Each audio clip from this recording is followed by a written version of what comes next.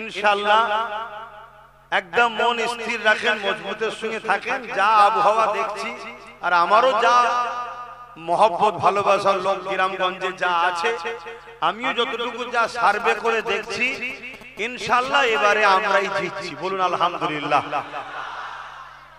আরে আমরা বললাম বলে অসুবিধা গেল না? আরে লজ্জা করার তো কিছু নেই, আমি তো আছি। আমি কি নওশাদের সাথে নেই? নওশাদের জিতে রাখি, আমার জিতা নয়? তাহলে আপনাদের জিতা নয়? হ্যাঁ না, আপনারা সবাই ইসলামের দুশমনদের সাথে আছেন এখনো। হ্যাঁ দেখবেন বাপ, দুনিয়াদারি করতে গিয়ে যেন আখিরাত নষ্ট না হয়ে যায়। কবরে যেতে হবে। এই যে কবরবাসী দোয়া হচ্ছে, ঈমান থাকলে সওয়াব যেতে যেতে যেতে যেতে যেতে একদিন না একদিন আল্লাহ করে আযাব মাফ হয়ে যাবে। বলুন আল্লাহুম্মা আমিন, বলুন সুবহানাল্লাহ। আর যদি ঈমান না থাকে সব বরবাদ হয়ে যাবে। তাই ঈমানটা খেয়াল রাখবেন। আজকে সেই কোরআনকে আমার বাংলার কেউ বলবে, কোরআনের মধ্যে সূরা তাওবার 5 নম্বর আয়াতে হিংসা ছড়াচ্ছে, আর তার বিরুদ্ধে আমি তুমি কেস করব, আর রাজ্য সরকার তাকে অ্যারেস্ট করবে না। উপরন্ত এসআইয়ের জন্য কেউ বললে, আন্দোলন করলে তাকে অ্যারেস্ট করে নেবে। তাহলে কি বুঝছেন এই রাজ্য সরকার আমাদের পক্ষে আছে মনে হয়? আরে একটু এগিয়ে চলেন। এই সরকারই তো বলেছে কি কোরআন শেষ হয়ে যাবে, আমার উন্নয়ন শেষ। এই কথা আপনারা অ্যাকসেপ্ট করেন?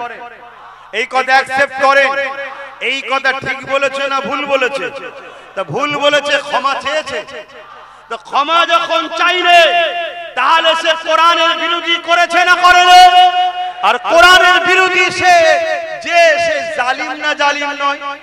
জালিমকে যে শক্তিশালী করার জন্য সাথ দেবে, ওই মুসলমান আল্লাহ নবী বলছেন, মিশকাত শরীফের হাদিস, ইসলাম থেকে বেরিয়ে যাবে।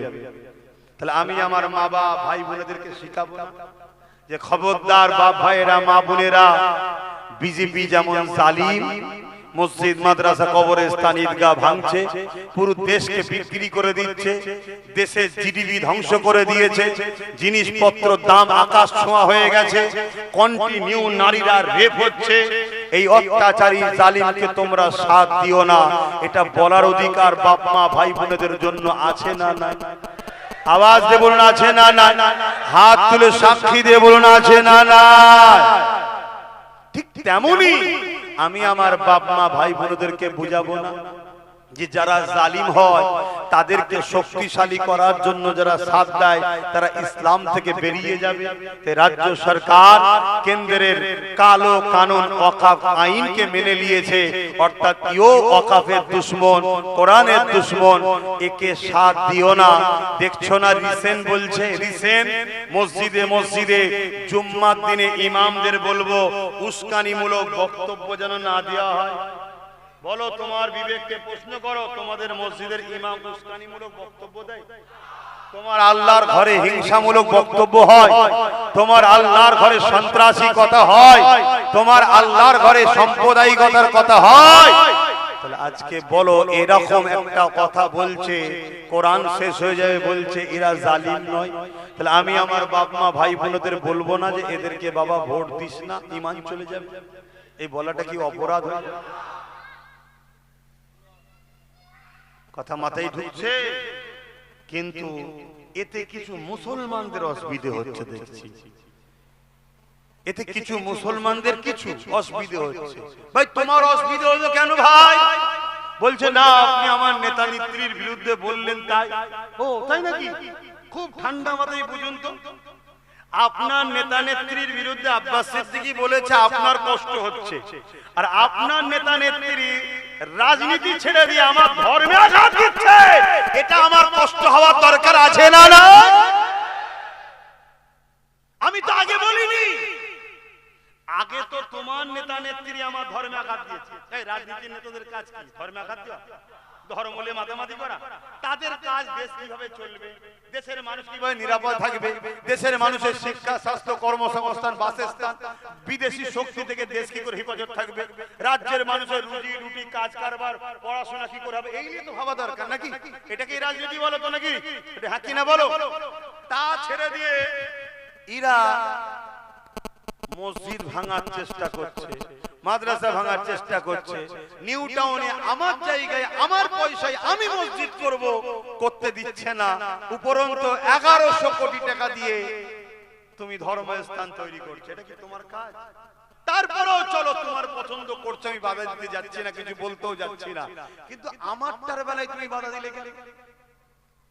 এই কথা আমার মাথায় ঢুকছে।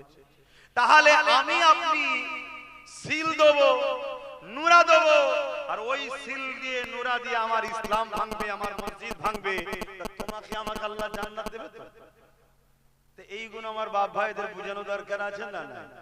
তো এটা যখনই বুঝাচ্ছি, যাদের অসুবিধে হচ্ছে তাদের অসুবিধেতে আপনাদের কোনো অসুবিধা আছে? আমার অসুবিধে নেই। কেন? এরা হলো মুনাফিক মুসলমান, এরা সেজে আছে মুসলমান, হাকিকাতে এরা মুসলমান নয়। কেন? মুসলমান কখনো সব জায়গায় কম্প্রোমাইজ করতে পারে। বাপকে গাল দিয়েছে, চলো, যখন ক্ষমা চেয়েছে বা মিশতে চাইছে মিশে ফেলো। মাকে গাল দিয়েছে, চলো, জায়গা মেরে নিয়েছে, চলো, চাকরি নিয়েছে, চলো, টিকিটটা পাওয়ার কথা ছিল আমার, উনি নিয়েছে, চলো। সব জায়গায় মুসলমান কম্প্রোমাইজ করে নিতে পারে।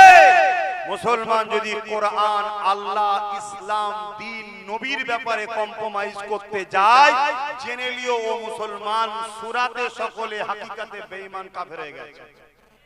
মনে থাকবে তো নাকি? হ্যাঁ, বড় হুজুর দেখলে হবে না, পীরজাদা দেখলে হবে না, মুফতি মাওলানা দেখলে হবে না, দেখতে হবে তার মধ্যে রসুল আল্লাহ আগে না দুনিয়া তাগুদি শক্তি আগে? আচ্ছা বলুন তো বাপ, উদাহরণ দিয়ে একটা কথা জিজ্ঞেস করছি, বিরক্ত হচ্ছেন আপনারা? ধরুন আমার সঙ্গে আমার মিতে আব্বাস ভাই, এই যে আমার এনার নাম আব্বাস, আমার মিতে আব্বাস ভাইয়ের সঙ্গে ধরুন আমার আর আব্বাস ভাইয়ের কথা কাটাকাটি হচ্ছে, কথা বুঝে আসছে। এখন আপনি যদি আমার পক্ষ নেন, তার মানে আব্বাস ভাইয়ের থেকে আপনি আমাকে বেশি প্রাধান্য দিলেন, তাই তো নাকি? ঠিক না বে? ঠিক। আর যদি আমার না নিয়ে আব্বাস ভাইয়ের নেন, তার মানে আমার থেকে বেশি প্রাধান্য তাকে দিয়েছেন, তাই তো নাকি? তাহলে কেউ যদি বলে আমার কোরআন, আল্লাহর কোরআন শেষ হয়ে যাবে, আমার উন্নয়ন শেষ হবে না, আর এই জায়গায় আপনি যদি তার পক্ষপাতিত্ব লাই, তার মানে আপনি কোরআনের থেকে তাকে বেশি গুরুত্ব দিলেন। আমার কথা বুঝতে পারছেন? ধরুন বাপ আর মা সংসার জীবনে কথা কাটাকাটি হয় না, হয় না? ধরুন কোন কারণে কথা কাটাকাটি হচ্ছে, আর ছেলে বাপের পক্ষ নিল, তার মানে কি মায়ের থেকে ছেলে বাপকে বেশি গুরুত্ব দিয়েছে। আর ধরুন মায়ের পক্ষ নিল, তার মানে বাপের থেকে মায়ের গুরুত্ব বেশি নিয়েছে। এই জায়গায় কেউ আমার মসজিদ মাদ্রাসা ভাঙতে চাইছে, আপনি সেই জায়গাতে তার বিরোধী না করে তার পক্ষ নিয়েছেন, তাকে সাপোর্ট করছেন, তাকে শক্তিশালী করছেন, তার মানে এটা প্রমাণ হলো আপনার কাছে মসজিদ মাদ্রাসা থেকেও এই মসজিদ মাদ্রাসা দুশমনদের গদি বাঁচানোটা আগে। কি গো, ঠিক বলছি তো নাকি?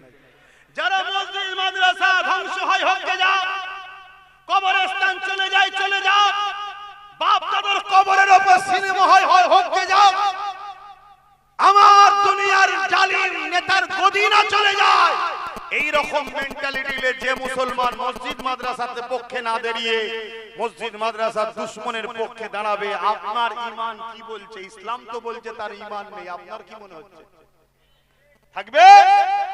আমি আপনাকে বলবো, লোভ করবেন না, সাবধান হও, কামানোর শখ মিটে যাবে, কামানোর শখ মিটে যাবে, চোখ চেয়ে থাকবেন, জান বেরিয়ে চলে যাবে, কি করে গেল বুঝতেও পারবেন না। শুনছেন তো? শুধু একটা পট করে আওয়াজ হবে, পায়খানার রাস্তাতে নাড়ি ঘুরি বেরিয়ে একদিকে, মগজ একদিকে, আর একদিকে, গোসলটা দিবারও ব্যবস্থা থাকবে, এরকম মরণ দেখেছেন না দেখেননি? তুমি ইসলামের বিরোধী হয়ে যাচ্ছ, তুমি হুঁশ করে কাজ করো। এখন লড়াই আর শুধু রুজি রুটিতে নেই, এখন লড়াই স্বাস্থ্য চাকরিতে শুধু আর নেই, এখন লড়াই আমার ওয়াকাফকে বাঁচাবার লড়াই, ঠিক না বেটি? তাহলে সেই জায়গায় তুমি যখন দেখছো এই এই এই এই জায়গাগুলো শিওর নওশাদ সিদ্দিকী কামিয়াবি হচ্ছে, সেই জায়গায় তোমাদের সবার তো ঐক্যবদ্ধ হওয়া দরকার।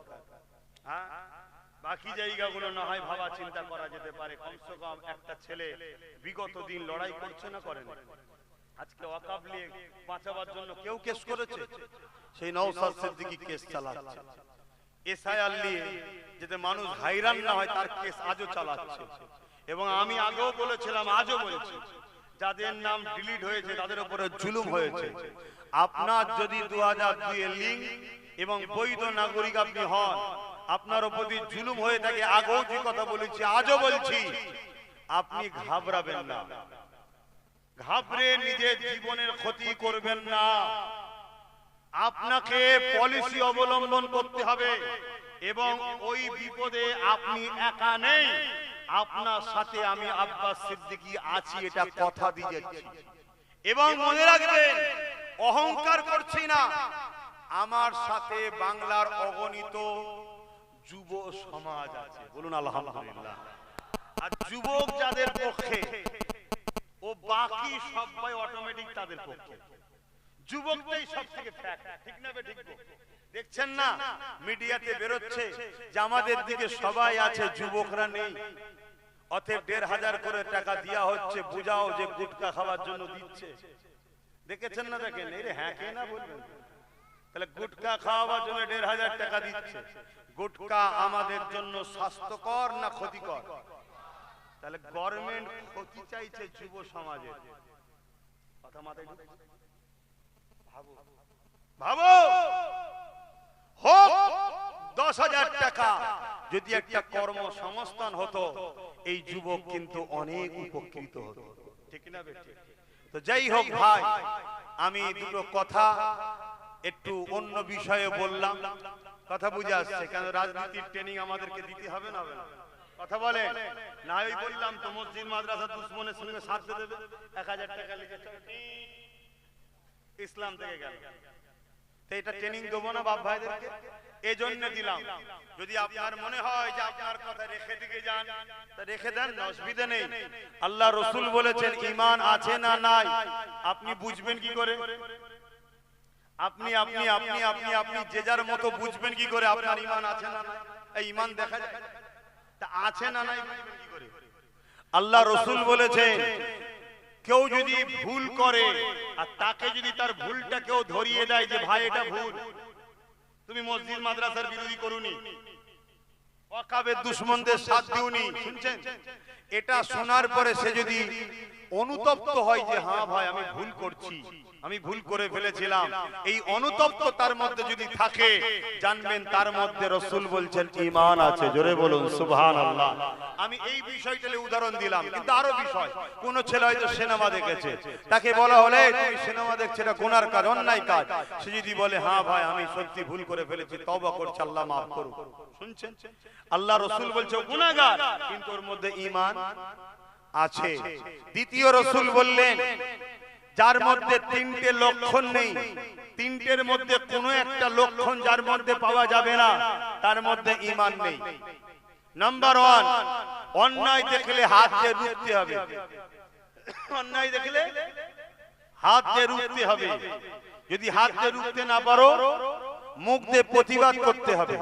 মুখ দিয়ে প্রতিবাদ করারও লক্ষণ যদি না পাওয়া যায়, অন্তর থেকে ঘৃণা করে দূরে সরে যেতে হবে।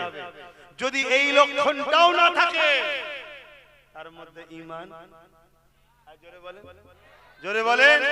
তাহলে কেউ যদি বলে মাদ্রাসা আর বাচ্চাদেরকে মিড ডে মিল দেবো না, কুকুরের বাচ্চাদের, রাস্তার পথচারী কুকুরের বাচ্চাদেরকে দেবো, এ কি আমার মাদ্রাসার বাচ্চাদের অপমান করলো না?